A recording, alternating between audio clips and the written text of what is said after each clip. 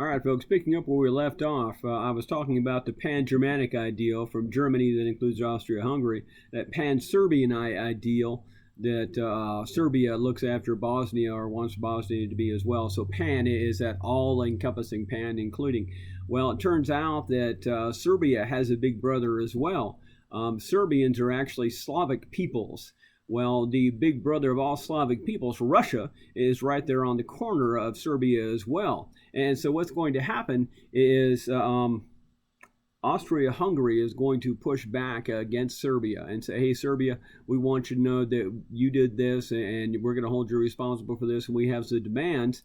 But you have to realize what's going to happen is Russia's going to step in and go, yo, Austria-Hungary, we just want you to know that these are our people too. And we want you to be nice. We want you to treat them fairly because otherwise you're going to have a problem with us. Well, Germany is going to step in and say, hey, listen, Russia, slow your roll. All right. So they're going to be at odds. But what will happen is Austria-Hungary will approach Serbia and give them a list of demands. It's really an impossible list of demands. They want extra judiciary. They want extraterritoriality. They want to be able to, anytime they feel like there's a plot going on, to be able to step into Serbia, kidnap, arrest a few of those people, go ahead and take them back to Austria-Hungary and put them on trial. And out of all the things, that's going to be the one thing that Serbia will not agree to. And Austria-Hungary will say, hey, Germany, this is a no good thing. And so what will happen is Germany is going to step in and say, listen, Austria-Hungary, we got your back. Do what you got to do. They're going to give them a blank check. Okay, they're going to give them a blank check. Now, where all these treaties are mutual defense treaties, okay, they're mutual defense treaties, they've also got action plans. What I think is interesting is when you start to talk about these countries, right now they're all monarchies, and the monarchs, the heads of state, are all related. They're not sisters and brothers, but they are sisters and brothers-in-laws. They're cousins. A lot of these people are related through Queen Victoria from England, who was rather prolific in the number of children and grandchildren she had.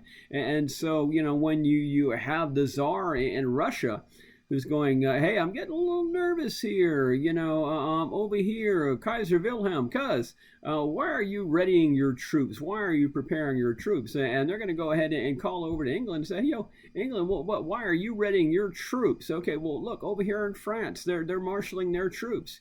Well, what's going to kick in is that von Schlieffen plan I talked to you about a little bit earlier. And the von Schlieffen plan is this. It's Germany's plan to handle a two-front war. And they're handling two-front wars. Listen, what we're going to do is we're going to go ahead, cut through Belgium, boom, make a beeline for France, make a beeline for Paris. We're going to go ahead and attack Paris. We'll take Paris. We'll own France. That will cut off any assistance to France from anywhere else. And then once we own France, we'll turn and we will face the other way, and our forces will be ready to face Russia. Because Russia is vast. Russia is huge. It's going to take quite a while to get their act together. France, they're tiny in comparison. They're going to be ready to fight. So we'll go ahead and we'll, boom, smash them first. And then we'll turn and say, well, Russia, let's go. And by that time, Russia won't want to fight. And so what will happen is this. Once Serbia says, no, we're not going to cooperate, Austria-Hungary is going to say, well, and Germany will say, go for it. And about that time, Germany is going to go ahead and invade Belgium. Their invasion of Belgium, because Belgium is neutral, is going to trigger an attack. It's going to trigger a declaration of war by Great Britain, who's going to come to their aid. And what will happen is they're going to come in, not to Belgium, but they're going to come into France, because what will happen is the beeline that Germany is making for France is going to stall about 20 miles outside of Paris. Okay, and they're going to end up parked out there for the next few years, because instead of a quick, fast war, we're going to end up in trench warfare. And the trench warfare is awful. The trench warfare is terrible. We end up with a Western Front. We end up with a Eastern Front. They end up in this two-front war because they don't get accomplished what they wanted to accomplish. It's a long, drawn-out process.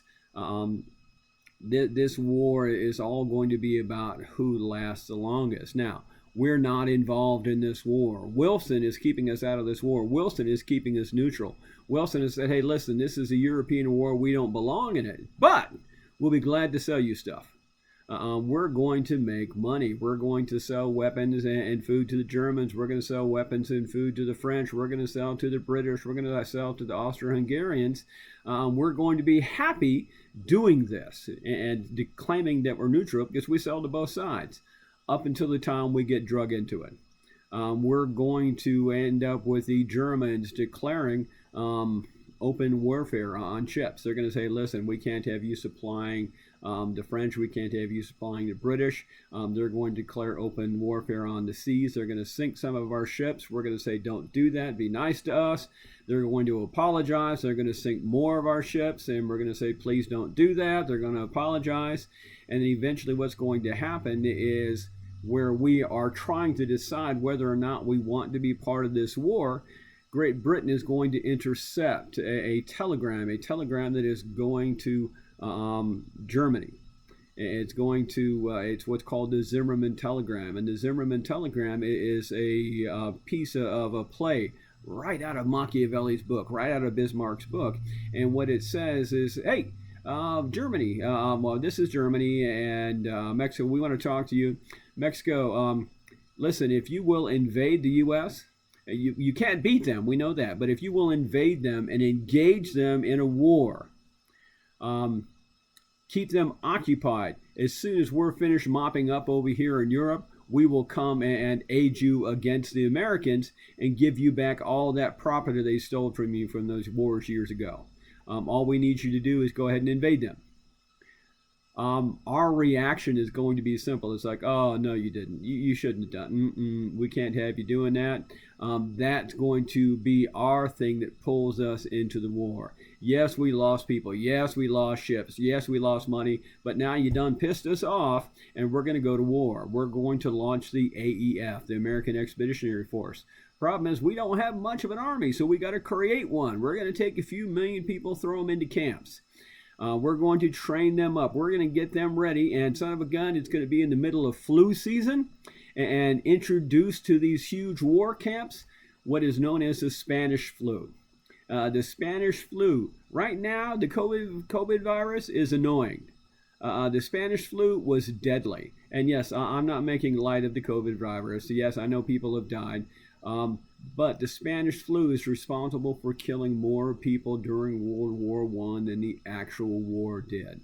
The Spanish flu was deadly. It was deadly to that young age bracket, to that warrior age bracket, where we're talking right now, hey, between the ages of 18 to 25, you might get the virus and you might feel sick. This one was a right picking age at 18 to 25 is what hits the hardest, and it is killing people by the millions. It's going to attack the camps. It's going to kill people. People are going to get better. But it becomes, it goes from epidemic to pandemic, because when the people recover here, we go ahead and ship those recovered people to Europe. Well, guess what happens in Europe? They relapse. And so it becomes a worldwide pandemic. It kills people by the millions. But what happens is we end up in this war and we make the difference. Okay, we make the difference. We help Europe to win, which works out well for our president, because our president right now is Woodrow Wilson. And before we got into the war, he made a fantastic speech called the 14 Points. And the 14 Points was about us getting involved in the war to make the world safe for democracy. So what he does is when we get Germany to sign the war, because it's a war of attrition. They're losing. They know they're not going to win. He gets them to sign a treaty. And we're going to pick up from there, because I'm going to make one last video for this.